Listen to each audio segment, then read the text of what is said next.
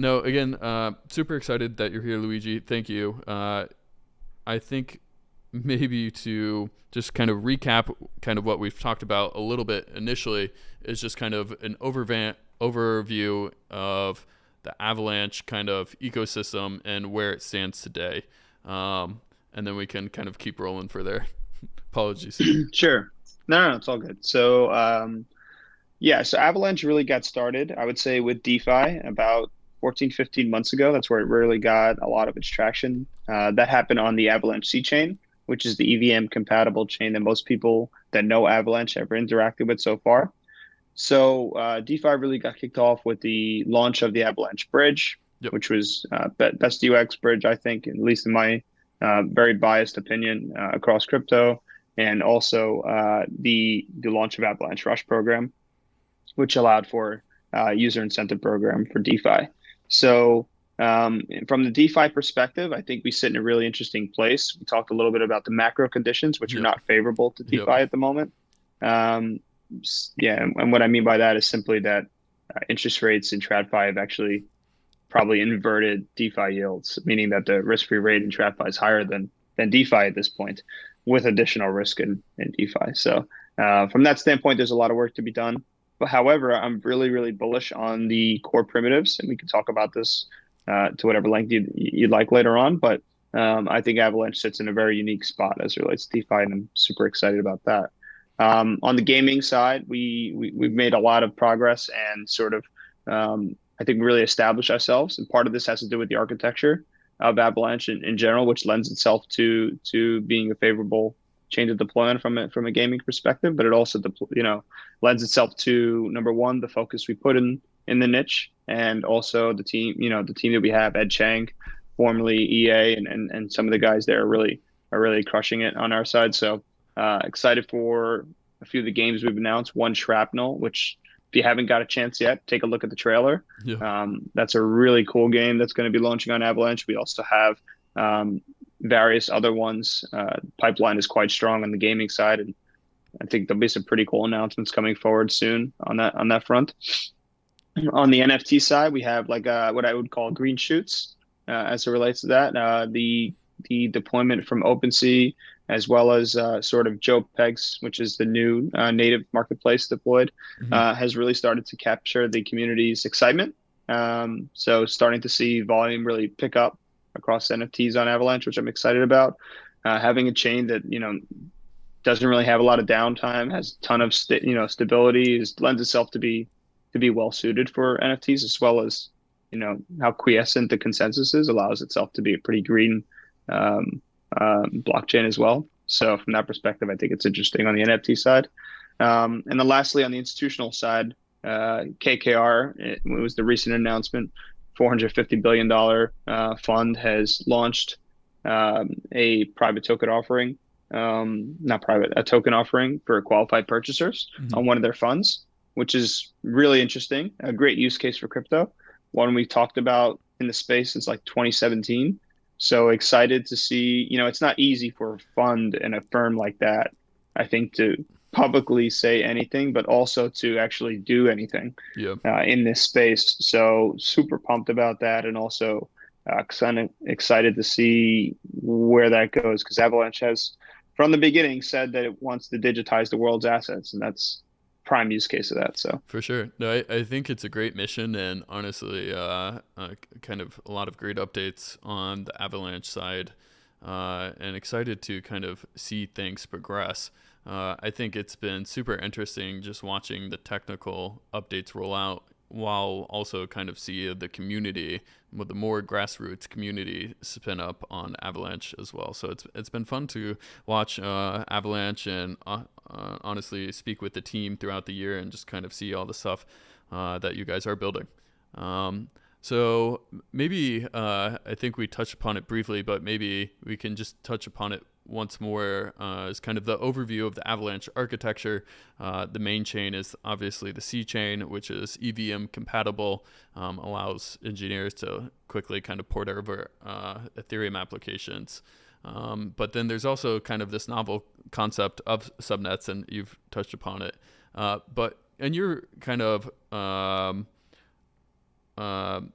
thoughts and maybe like kind of projecting into the future, what is kind of where do you see kind of subnets sitting in like the holistic ecosystem, and how do you see them playing out? Yeah, great question. So subnets are core to what Avalanche is building and has been building for a long time. I think a lot of people have commented and joked that Avalanche is like a Geth fork or things like this. This is like kind of silly in a lot of ways, because from the very beginning, from the first paper, I don't know, maybe like 3 or 4 years ago, whenever it was very clear that Avalanche intended to build a network of blockchains that were uniquely interconnected and bound by the Avalanche consensus, which is the innovation we first brought. So from that perspective, being able to have sub-second finality across chains, without sacrificing on the decentralization of the validator set, that is a huge innovation from the get. But that's only the first one we brought. Subnets is a very low level architecture in the sense that it allows for a lot of creativity and flexibility. So we've been working hard on our subnet EVM, which is kind of like our SDK for EVM based subnets. This allows for people to quickly deploy. I think there was like sort of like this contest at one point of how fast people could deploy subnet EVM, and I think the fastest was like 30 seconds or something like that. So it's gotten pretty quick. But this allows for you to deploy your own EVM based chain. That kind of can be connected to the Avalanche architecture in terms of the P chain validator set. Yeah. So we're seeing that, but we're also seeing some customization of that SDK in the sense, by virtue of stateful precompiles. So right now, I think there's a precompile to update your fees of the network quite easily, which is nice. So whether or not it's a Elastic subnet, which is permissionless, or a permissioned subnet, you still want the ability to manage fees, whether or not that's via governance on an Elastic subnet of an application, or on a permission one completely by the owner of the subnet. So this allows for a lot of interesting, I think, tokenomic models going forward, right? And kind of that's what I'm super interested to see the tokenomics kind of play out, especially with the native subnets. It will be interesting to watch. Yeah, it's going to be really intriguing because on one hand, the token provides, the subnet provides a token a ton of utility that it didn't previously have with respect to gas fees and also staking and validation. On the other hand, like a lot of people have used tokens as an incentive mechanism for the application and liquidity mining and things like this. So intriguing to see how they pick apart and pull these pieces together. Yeah. But from my standpoint, and from the standpoint from when I first got into space, I always thought these things needed to be their own chains if they were able to be connected, because I could never understand or accept the idea that another application's activity was interrupting, a completely separate application. Yeah. This happens very, very rarely in Web 2. If like AWS has an outage, everybody's done. But in general, like, if Uber is having a ton of activity and Facebook isn't, the Facebook users aren't impacted. And so to me, like, this is always an unacceptable sort of way to architect the system. So interested to kind of see how this all plays out, but I think it does lend itself to a whole new space of like economic modeling, and that's something I'm supremely excited about. Yeah, definitely. I'm excited to watch it unfold as well. I think it'll be super interesting, especially on the gaming side and kind of how the gaming markets ultimately kind of unfold. I think a lot of people kind of across the board, builders in the space and investors are very interesting now in kind of like the gaming narrative and how that ultimately going forward will help kind of drive adoption into the space. So maybe kind of touch upon, and I think you did briefly with the announcement of a new game, but kind of touch upon how gaming and subnets ultimately kind of interact together and can help kind of, or when paired together, can kind of be a more ideal solution in your guys' eyes. Sure. So gaming's always been, I think, uniquely tied to blockchains. Number one, I think it's just like sort of the demographic. which is pretty similar in gaming and crypto. You have Yeah. like very young men and sometimes women who are playing these games, a lot of screen time, right? And so this is obviously a core demographic that the blockchain group wants to go after. Also, there's just like generally, this is a problem where this is like an area where centralization typically has issues, right? I think famously Vitalik started like Ethereum because of World of Warcraft to piss them off. Yeah. And so I think, having, spending a lot of time on something that ultimately you don't really get any reward for other than your personal satisfaction of winning is sort of a challenge. So I think what we've experienced so far in our conversations with various gaming, whether they're Web 2 ones or new ones spinning up, is that the idea of owning in-game assets and having those assets like sort of persist is incredibly interesting. Like I always go back to Pokemon, which is a game that I played a lot. Yep. Maybe I'm dating myself a little bit, but um, you know, I spent a lot of time like building up my Pokemon and sort of like really, leveling them up and whatnot. And, at the end, yeah, I beat like Mewtwo and everything. That was great. But like, it would have been really cool to continue to own those Pokemon and like the world to like, rather than deploy like Pokemon Yellow and Silver and all these other things, like have those characters continue to live on and, be tradable. Like I Yep. think that's pretty unique on it itself, right? So you can really build a really cool gaming economy.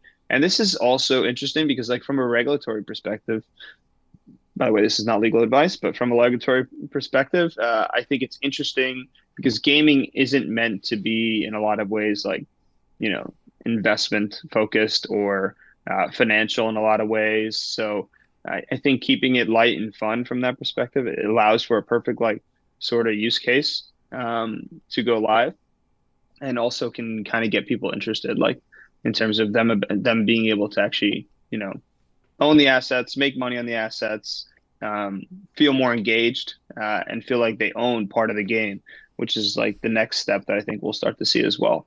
Yeah, I'm definitely kind of excited for the games. I think it's will be I think gaming in general, just like designing a game and trying to build one is definitely a challenge.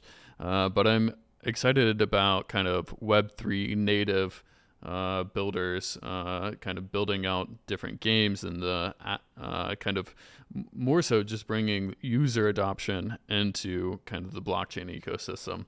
I think there was a lot of kind of TVL brought into these ecosystems the past couple of years, but not as many users as I would like. So I'm excited that the gaming is definitely kind of pulling that hopefully user base in over the long term, which will be fun to watch. Yeah, I think also, I think the gaming sector will be less focused on some of these more crypto native tenants that DeFi sort of had to adhere to, Yeah. right? So I think it'll be fine for a game to have custodial wallets if it wants to. It doesn't have to, but I think it'll be fine if it does. I think it's fine if like a game sort of has a permission chain if that's what it wants to do. Like these are things that DeFi would completely struggle with because it's sort of against the ethos. Hmm. But I think gaming will be afforded more leeway, and which will allow for more adoption and better UX. So I'm kind of excited to see that because it's sort of hard to, it's sort of hard to go from like the grunge era to kind of be pop, right? It's like sort of an issue a lot of times. For sure. No, the UX kind of definitely remains a challenge across the board, and I think ultimately the people and designers that are able to abstract a lot of those complexities, however they may do so, will definitely unlock a lot. And so excited for that as well. Touching upon DeFi, I think there's kind of being the head of DeFi. I'm sure there's a lot of kind of interesting things happening behind the scenes and under the hoods and just even popular subnets. Could you touch upon just like what you're excited about in the Avalanche ecosystem on the DeFi side as well? Yeah. I think we are uniquely positioned in a lot of ways on the DeFi side.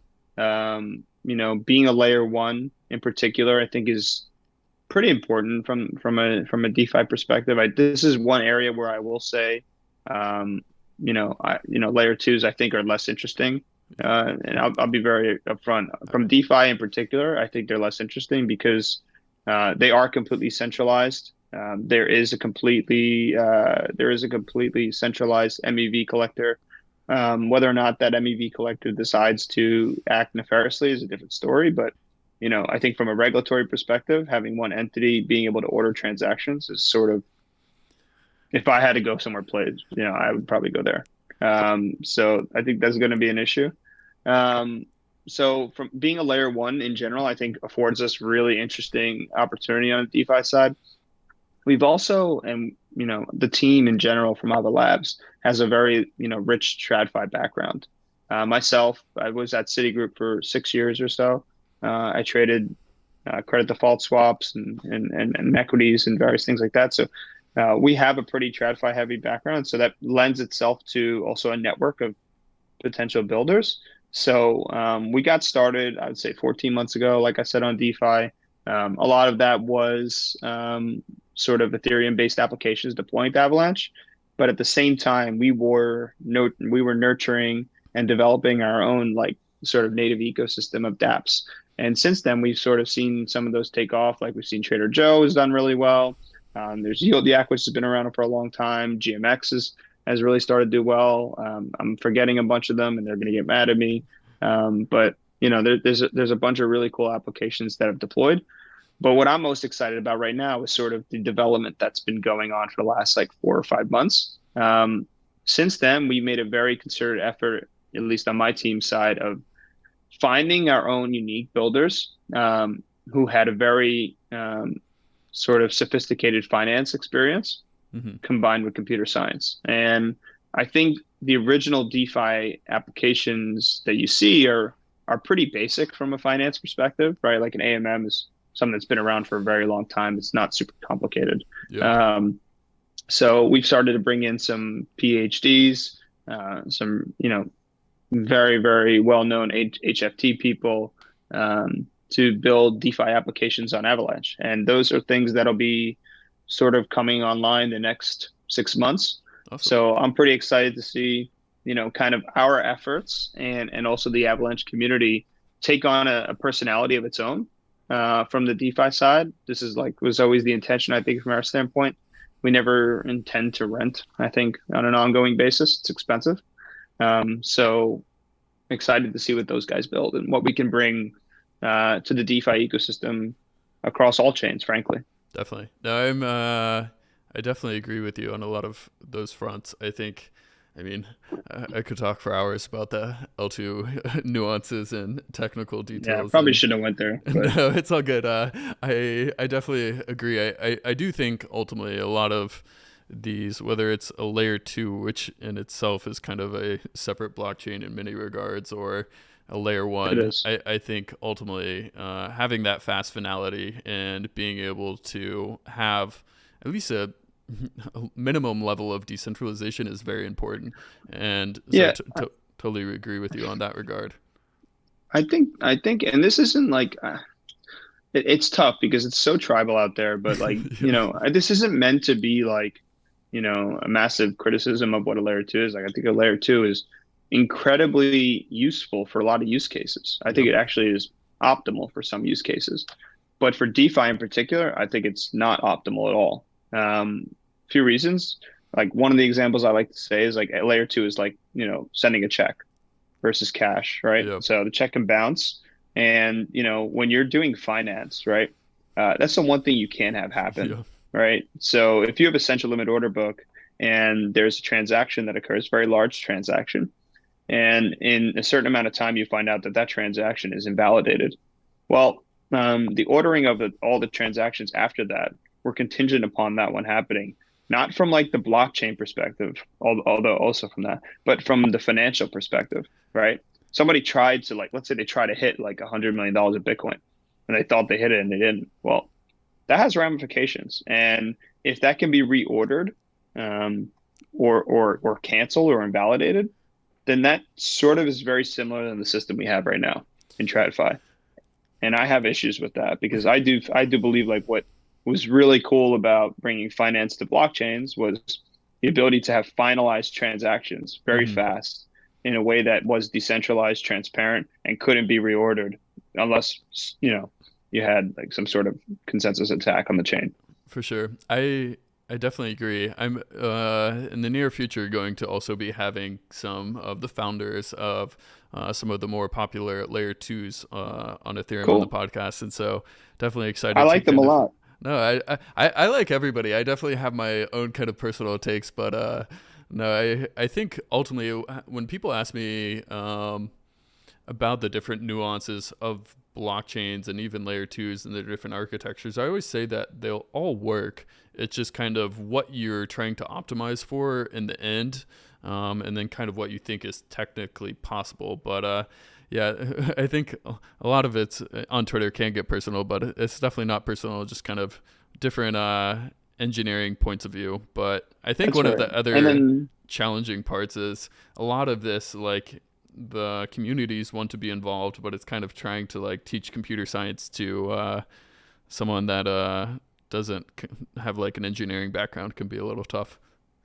yeah. And also a lot of times it's, a lot of these various communities are trying to get adoption. And Hmm. so, you know, admitting your shortfalls are a hard way to get adoption, frankly. Yeah. And so on subnets in particular, like to be frank, I mean, a lot of our subnets prior to BAMF going live are pretty centralized as well, right? I think that's not a surprise to a lot of people, but it's very clear that we have the upgrade available, and so just being honest about where the technology sits right now is important. But also, if it's super centralized, you want to be careful with what kind of value is sitting on those various things, and that's why we don't have permission DeFi subnets before BAMF, really. That's right, because you don't want a bunch of TVL sitting on something that's not decentralized. So, For sure. but that's kind of, yeah, and I think there in general we'll see some of these use cases start to come alive, but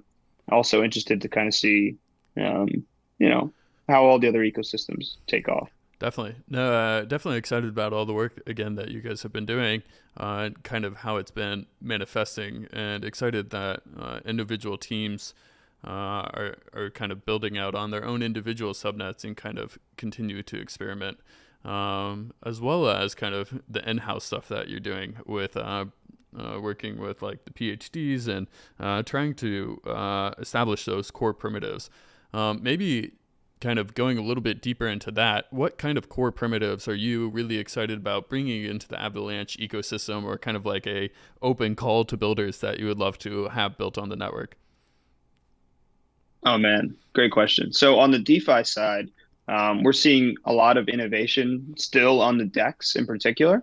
Right? I think a lot of people think it ends with Uni v3 in a lot of ways, Yeah. but in my opinion, that's really where it begins, because there is so much more we can do to optimize with respect to custom market making strategies that go a little bit more in depth, making it much more composable, allowing for different types of assets to be traded, allowing for strategies within market making to also include options embedded strategies. So there's a lot of people working on these things that are incredibly sophisticated, and I'm super excited to be spending, I would say a large part of my days with them. We try to handhold as much as possible and work very closely with the projects in our ecosystem. I think it provides us a unique advantage as it relates to the one thing that I think applications want the most, which is love. Yeah. And so we try to provide that. A lot of times I always tell people that, our money is the same as another blockchain's money. So I have no intention, we have no intention of winning on that front. But, where I think we can win is on the tech, and also on how we, work as closely with projects. But where I would, my open call to builders is, I think the social landscape is completely underdeveloped with respect to blockchains. I think, I'm really excited about like what Lens has been doing. For the Aave guys, I think that's a perfect segue into kind of an interesting way to build applications. But I don't know, from the very first time that Ethereum was deployed, I always thought that social applications would be really interesting on the blockchain. Yeah. A little bit of I don't think a well-known part of my life, but in like 2017 and 18, I was actually working on a blockchain-based social application. So I have, um, which I founded. So I have a lot of experience in the social rabbit holes, as it may be, Nice. in terms of building applications. So I think building sort of these really interesting communities that take a lot of the concepts like um, user incentives, liquidity mining, all these different things that we've used to gain adoption and like build networks really fast, and moving that and putting that towards social, in my opinion, is like super powerful. And I think like a vast improvement in a TAM that is just enormous, like TAM in terms of total addressable market. I totally agree. Yeah, I'm personally excited for anything that will accelerate the user adoption and kind of even. I would like to see like more people that understand private key management and that be able to sign transactions on a blockchain and not just hold crypto. And I think the Yeah, social thing is fascinating in the fact that I mean that is probably the biggest uh, user base out there today in kind of the Web 2 world. And if we can kind of continue to hack away and add some of the Web 3 elements of owning your data and uh, um, all kind of the interactions, bring those kind of forward and kind of a clean user interface, what that ultimately would amount to. So if someone yeah, could build that, it would be very cool. yeah. I mean, I would love to see more of this. I know there's been like some attempts at, like music NFTs and all these kind of things, but uh, until we can provide a product that is superior to Web 2, we shouldn't expect to have any adoption, in my opinion, right? People aren't going to come just to own their data. Like the Yeah. people that came for that already, like we sort of squeeze that sponge. I think, in order to Hmm. get the people who care less about that, we need to build applications that are superior to than what exists. And the one trade-off being that you own your own data, I don't think is going to be enough, right? We need to legitimately build better applications, I whether it's agree. from a UX perspective, value proposition, product market fit, a new innovation in a product that didn't previously exist, right? This is what the social applications I did, like all the shared economy applications, I think really pushed mobile and the internet forward with respect to Web 2 because they were things we didn't have before. And until we can provide those, I think, we're sort of in this building stage. I fully agree. But excited that it's continuing to get built, continue to be It is. being built out, and the fact that it is kind of more of bear market now. People have a little room to breathe, kind of think about what they're actually building, and think about the user applications as well. Yeah, there's less chasing, less Yes, noise, which is yes, nice. for sure. One thing that kind of outside of gaming and DeFi that I also wanted to talk about was more along kind of some of your hackathons that you guys are starting to spin up. I think what hackathons more broadly is kind of one of the best ways to bootstrap any ecosystem, and it's been exciting for me personally just to go to a few of them. Could you talk about kind of some of the initiatives there and what you've been kind of seeing happen at these hacker houses? Yeah, sure. So, hackathons in general, like we had one in at the Barcelona summit at the end of it. We had one in Turkey, another one, two in Turkey, I believe, and a few virtual ones as well. So I think hackathons are a really good way to get people to the top of the funnel in terms of building an application. I don't think it allows them to go deep enough. And from that perspective, I think hackathons are only so interesting with respect to building a developer ecosystem. A lot of times at these hackathons, you get professional hackers, which have like, excuse me, they have like stickers from like 14 ETH hackathons, 30 Solana hackathons, 20 Avalanche hackathons, et cetera, et cetera. Right? So Mm-hmm. they're there to win prizes, which is fine. But what they end up building in 2 to 3 days isn't, usually production ready. So from like a practical standpoint, I think hackathons are interesting, but only so effective. What we are launching is something called Avalanche Creates, which is sort of a play on a Y Combinator slash Hack House. Nice. The first one going live I think next week in the Bay Area. So if anybody's in that area and interested, they should totally like just go there. It's going to be cool. We'll have many members from the team. I think there will be some members from leadership who's going to be there, and also community builders are going to be there. There'll be demos. There'll be ways to learn on subnets. There'll also be, I think, a pitch day at the end, so people can get funding from investors to pitch what they built. So we're excited to bring this concept. Like this will be our, I think, beta version. So this will be our first one going live, and then we'll sort of go around the world with it. And I think that will allow for us to meet new builders across the ecosystem, across the world. And one thing I always tell people is you have to do things that don't scale before you can do things that do scale. Hmm. And this is like a very intimate way in a bear market, I think, to just meet with people who are interested in building Web3 applications. And whether they're college students, whether they're former Web2 devs, whether they're actual sophisticated Web3 devs, like this is a way for them to interface with us, with Yeah, our community, and learn and build together. that's awesome. And are there official dates for that yet? Yeah, I think it's next week. Okay, Yeah, it's next week. Today's awesome. 17th, so next week. Yeah. Very cool. I've kind of been a fan of just being able to go to some of these different events and kind of see the different things that people are building. Yeah, I And think being approachable is important, right? yeah, So sometimes hackathon, I think, could be intimidating in a lot of ways, like this, sleep all night thing. I mean, like no sleeping, like code forever, like, maybe win a prize, but I don't know. I think they're very effective at bringing people in and introducing yourself, but they don't hmm, allow for you to go super deep. And I think that's the void we want to fill, especially now. nice. Yeah. Looking forward to that event and other future events. I know a lot of people do kind of use those as a excuse to travel and see different places as well. And so excited to So kind of see ultimately what other locations you guys open up after kind of learning the ins and outs of the first one, which is very cool. Um, yeah, I guess just kind of touching upon, I mean, outside of gaming in DeFi, what other kind of interesting things have you been kind of following along in the overall like Avalanche ecosystem?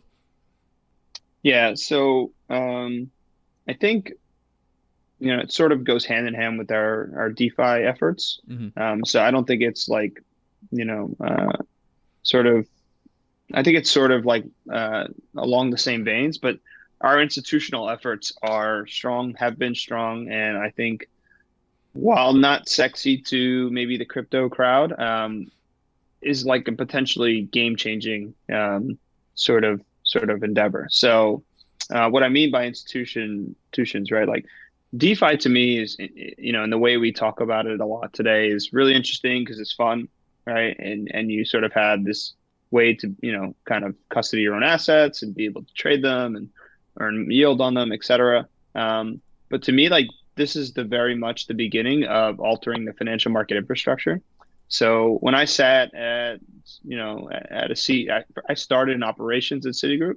And, until you sit, I think, in a seat where you're working in operations at a large bank and understand like how all these things work, it's very hard to really understand how exciting crypto is. Yeah. So one of the very obvious use cases for crypto is not sexy, but enables incredible operational efficiencies within finance. And what I mean by that is like they're still sending paper confirms for derivatives transactions a lot of Yeah. times.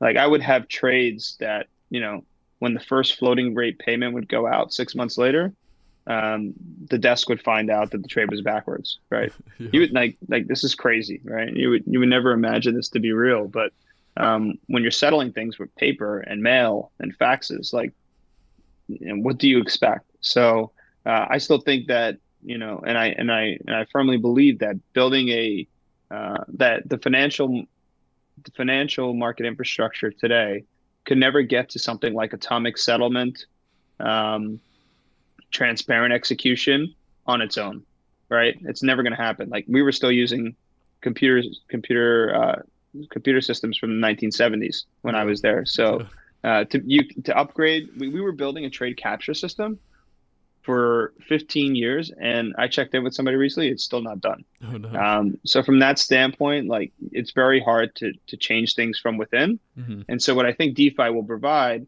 are the new Lego blocks and effectively infrastructure to set up the new financial market exchanges, to set up the new options exchanges, to effectively still provide a place for banks to have a place. However, do it from the standpoint of additional transparency, do it from the standpoint of fast settlement, right? So if anybody's still writing checks in 5 years, then we failed, like in my opinion. Yeah, Like, I do agree. Kind of having on a lot of these blockchains, there's kind of the social layer, and then which is largely kind of formed through NFTs, and then also the financial infrastructure. And I think both of those, I mean, are super hard to bootstrap. But if you can figure out each of those, then you're really kind of cooking. And yeah, it's the like financial thing definitely has to blossom as well. yeah, like I think I mentioned before, we recently announced with KKR, like the $450 billion fund, that they are, launching one of their a piece of their fund on Avalanche Chain, the blockchain, in partnership with Securitize, for qualified purchasers. What that allows for is people to actually buy access to the fund on chain, which is super interesting. Allows for a lot of operational efficiencies and paperwork to be removed, and like that's the first step, right? Hmm. And if they see value in it, I think there's a reason, and we're going to continue to see a lot of interesting things. Also, like this is something that gets people a lot of hate in the space, especially in my seat. But I think having a DeFi infrastructure that includes KYC in a lot of ways will bring a lot of institutions into the space that aren't currently in the space. Hmm. And, I think Avalanche sits in a really unique spot to deliver that, and something that we're obviously very interested in. So if you do that, you remove a lot of the KYC and AML hesitancy that many institutions have, especially US based ones.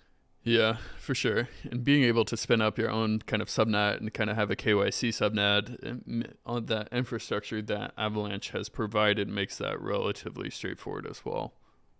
Hmm. Exactly. So more to come. Nice. Awesome. No, very cool updates.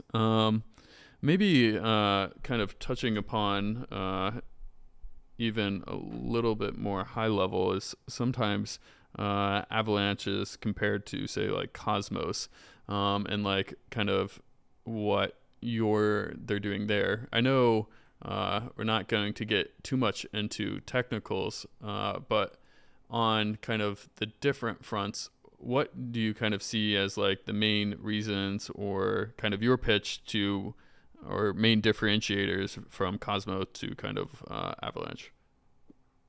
Yeah. Cosmos is a really strong project. Uh, been a fan of Cosmos since it came out, really. Uh, I met Jay Kwan at some event back in 2016, and he was telling me the whole story about Tendermint, how he came up with the name for it by essentially brute forcing names into to just find something that worked. And so yeah, I always thought it made sense to me, right? I think that where Avalanche is different than Cosmos is number one on the consensus layer, um, right? They use sort of a different consensus mechanism than Avalanche, right? It really is more like classical consensus in the sense that it only scales to 100 to 150 validators or so. Yeah. Avalanche consensus is very different. Obviously, right now on the primary network, there's 1,400 with sub-second finality. So it proves that it scales a little bit further than that, or much further than that. So I think from the consensus mechanism, totally different. Even architecture is pretty different in the sense that Cosmos are completely isolated chains. I know in some respects, it seems to be not moving away from that, but maybe moving a little bit towards more connectivity between those chains. But Avalanche is different in the sense that we have this P chain architecture that stores the full validator set.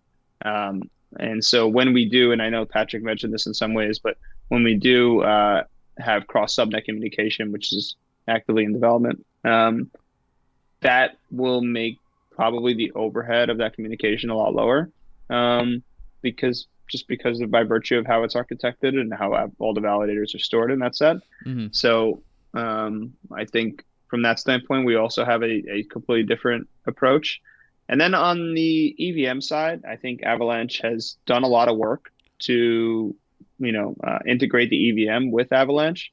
And I know Cosmos has EVMOS right now, but I know that's been less of a focus for them Yeah, um, since the beginning. So I think we also have a really unique sort of value proposition as it relates to spinning up your own EVM based chain. definitely. That makes perfect sense. Kind of appreciate you walking us through that.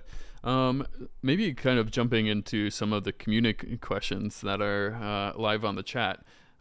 One person was asking about if there is any updates from the Avalabs side on like the core wallet and kind of the development efforts there. Great question. Yeah. So the core wallet is an Avalabs product. It is very much one that is spun up with the intention of sort of iterating and getting community feedback in this market. I think it's done a few things incredibly well. Number one, it has allowed for, I think it's much faster to execute transactions than MetaMask. Number one, because of the way it does polling on the Avalanche blockchain, right? So I mean, what's interesting about building a wallet unique to one chain is that you can sort of really integrate the whole experience. And I think Yeah. the vision is for, yeah, and so the vision is for if subnets are something that is going to take off from an infrastructure perspective, ensuring that the front end is incredibly seamless as it relates to going from different subnets is incredibly important. And I think the thesis and the hope for that is that waiting and relying on other people for key infrastructure components is a tough way to build a network, right? I think that's a mistake a lot of people have made. So, for example, RPCs are a great example, right?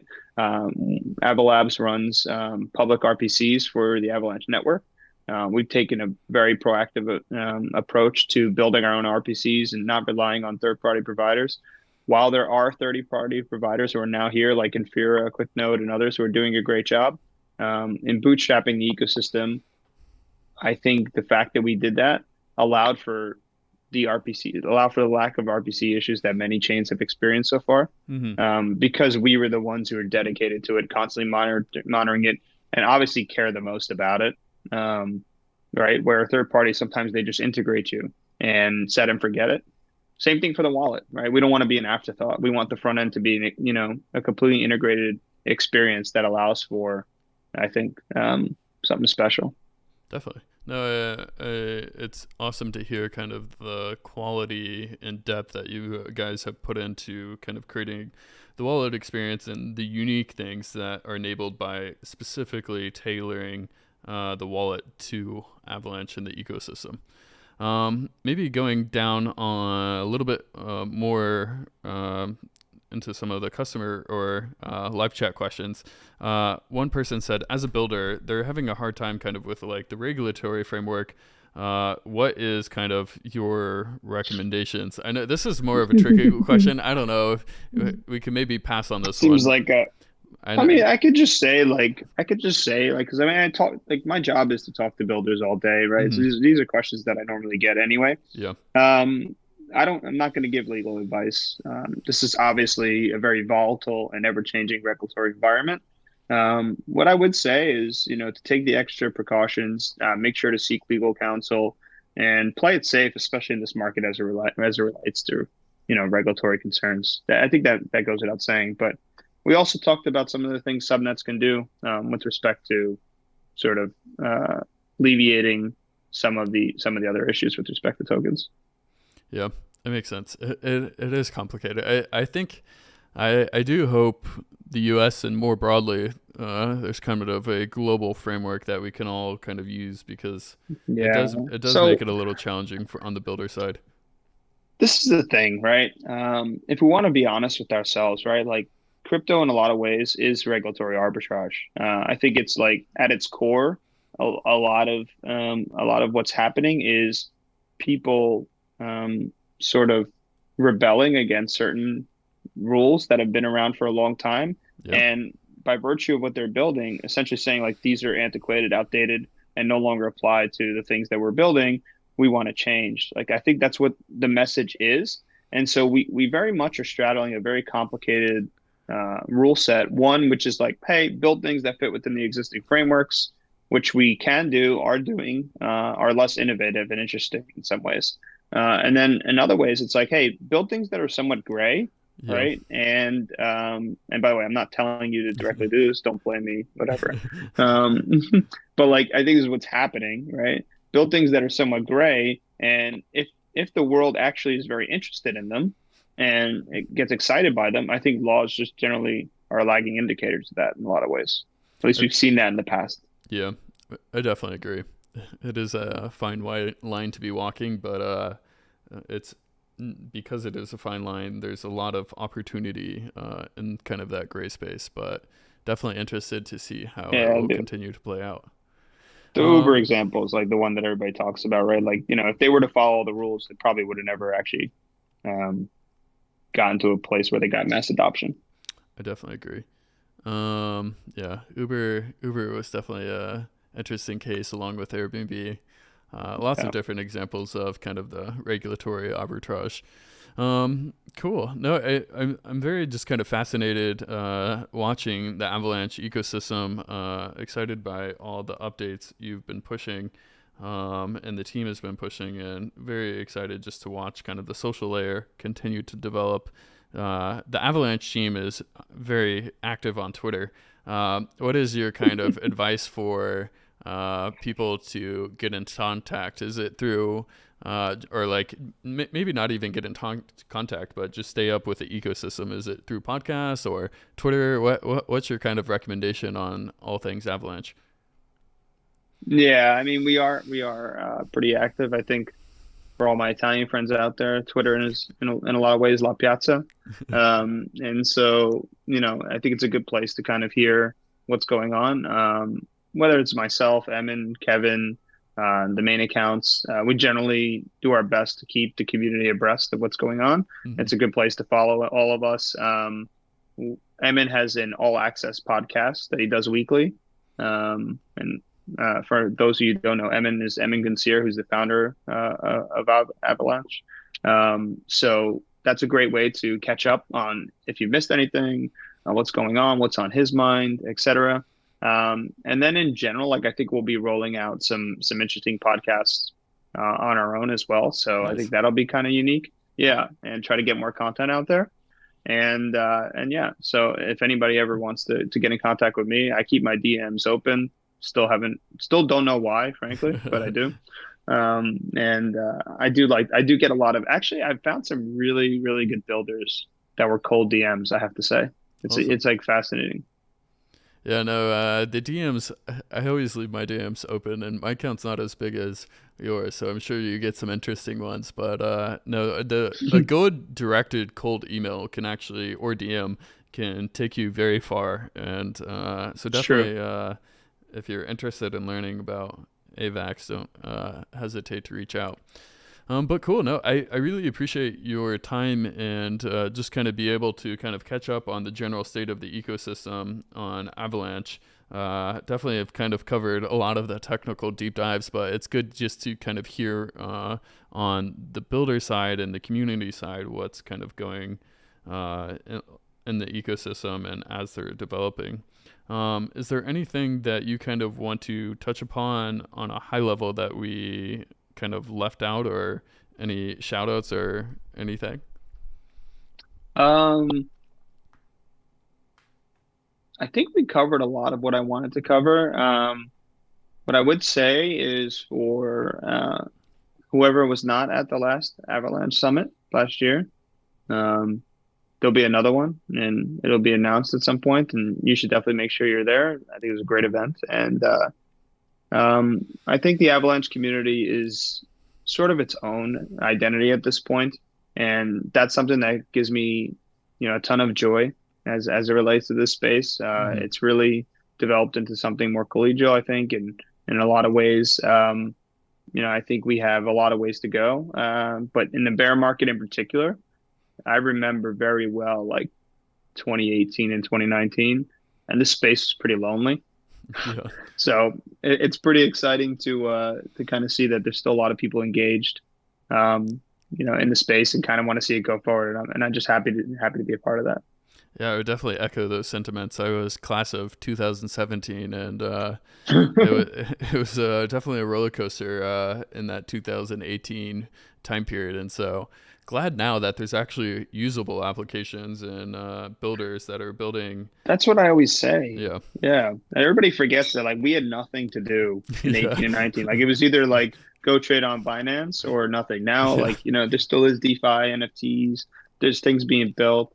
I mean, even worse than that, in 2012 was when I bought my first Bitcoin on the trading desk and thought I was a genius because it like 10x'd immediately. Yep. I tell people this story all the time, and I sold it because Apple announced their Apple Pay, Yeah. and I was like, oh man, like electronic cash, like this thing's so hard to use and so slow. Why would anybody use this? Yeah. Completely missed everything, which is great, but it's interesting. Like now we actually have things to do, which is like the first bear market, and that just shows you like, wow, it is pretty early in this space. It's extremely early, and especially just looking at kind of the user adoption metric or active wallets. I'm happy that Like 10 people in crypto. it's not very many. It's definitely compared to Web 2, but it is nice that we actually have applications.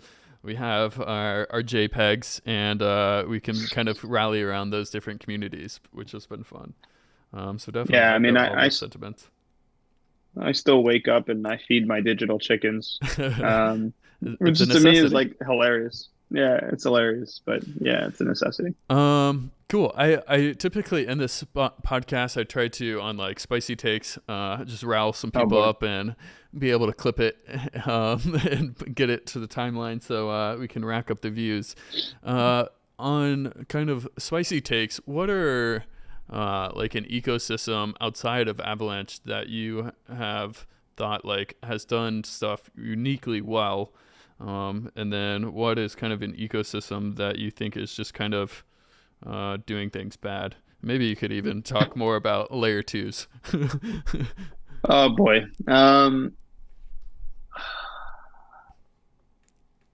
Who's done something well? So I would say that Cosmos has done a lot of things well with respect to like there's some really good builders there. They've been building app chains and sort of focused on that in a lot of ways, and they've been doing it for a long time. And I would say like I really admire their ability to stick to their vision for a long time and continue to iterate upon it.